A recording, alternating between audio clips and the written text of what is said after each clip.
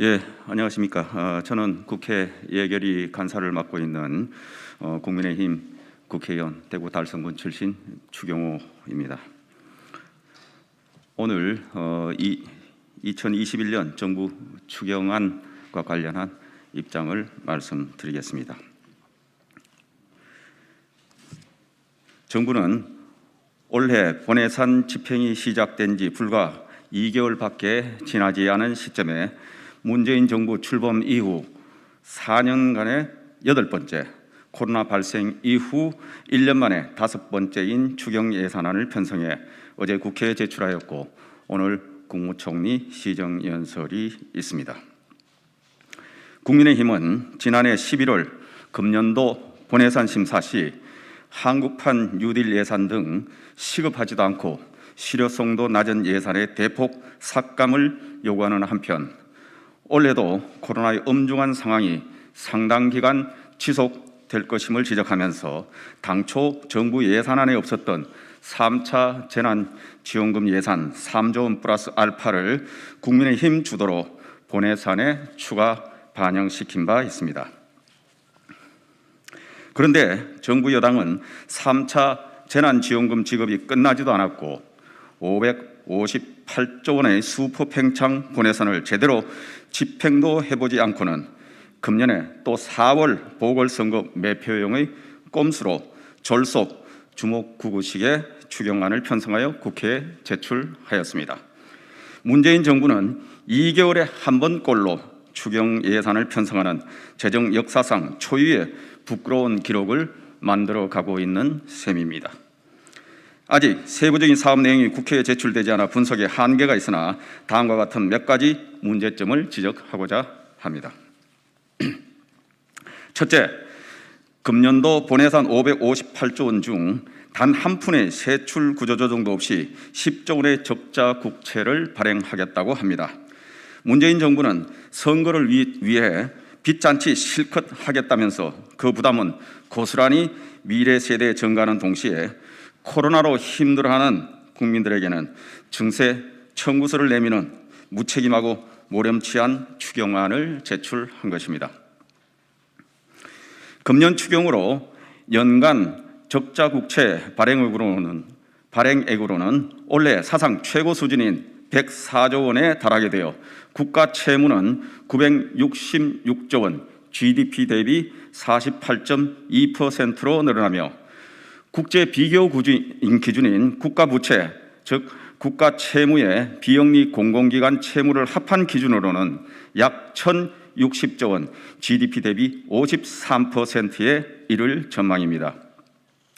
문재인 정권 출범 직전인 2016년에 627조 원의 국가 채무액 36%였던 국가 채무 비율 수준을 감안할 때 현 정부 들었으면 나라빚이 약 340조 원 증가해 이명박, 박근혜 정부 10년여간 전체를 합친 것보다 더 크게 늘어났으며 국가 부채 비율도 50%를 훌쩍 넘어 약 53% 수준에 이르는 등 재정 건전성에 경고등이 켜진 상태입니다. 따라서 10조 원의 적자 국채를 발행해 추경 재원을 조달할 것이 아니라 기존의 본예산 558조 원에 대한 뼈를 깎는 세출 구조조정을 통해 추경 재원을 마련함으로써 미래 세대에 대한 빚 떠넘기기가 최소화되도록 하는 추경 예산안이 되도록 해야 할 것입니다.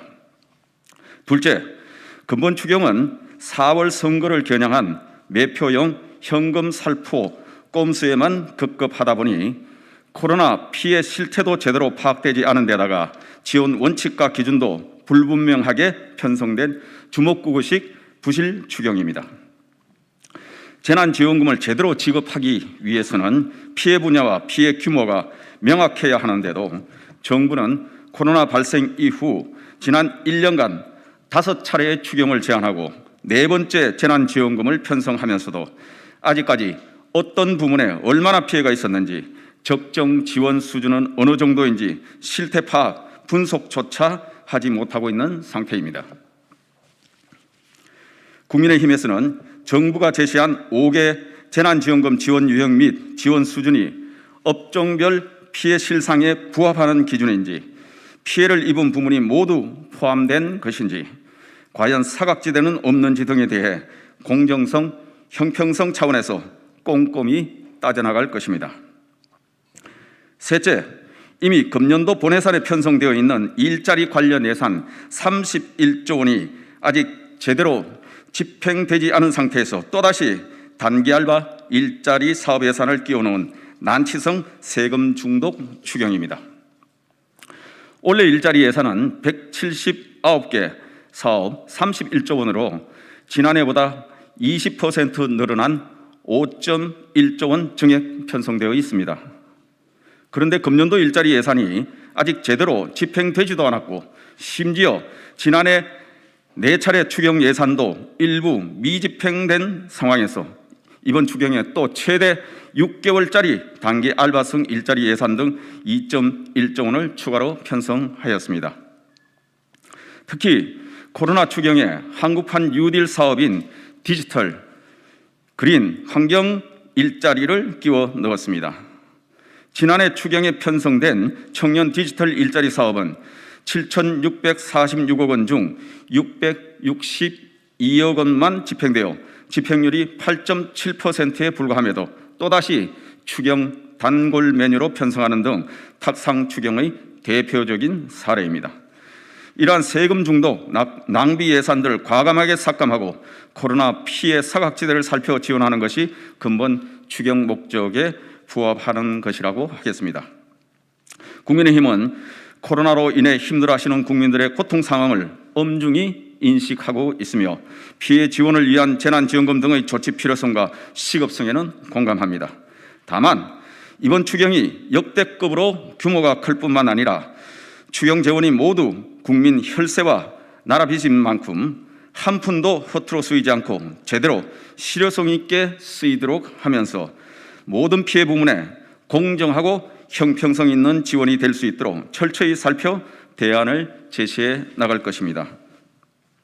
앞으로 국민의힘은 17개 기관 83개에 달하는 추경 세부 사업 내역을 면밀히 검토하여 일자리를 비롯한 불효불급한 사업들의 삭감을 요구하고 이들 재원을 활용하여 코로나 방역에 애쓰시는 의료진에 대한 지원과 소상공인, 농업, 여행업, 운수업, 장애인 등 코로나 피해 부문에 대한 추가 지원과 함께 피해 사각지대를 적극 발굴 지원하면서도 적자 국채 발행이 최소화될 수 있도록 최선의 노력을 다할 것입니다.